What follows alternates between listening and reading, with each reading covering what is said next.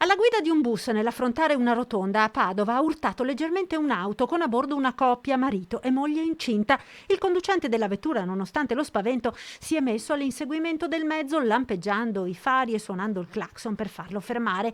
Invano, l'autobus si è fermato soltanto a Campo San Piero per far scendere alcuni passeggeri. A questo punto il conducente della vettura danneggiata, vista una pattuglia di vigili urbani in servizio a piedi, li ha avvisati dell'accaduto. Gli agenti, appena sono saliti in cabina, si sono accorti che l'autista non era in condizioni di guidare.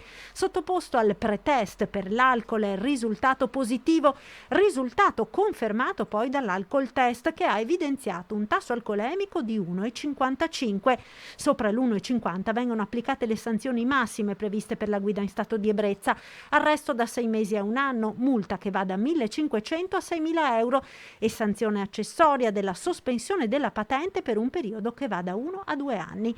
Per i conducenti di mezzi adibiti al trasporto di più di 8 persone il limite alcolemico è 0.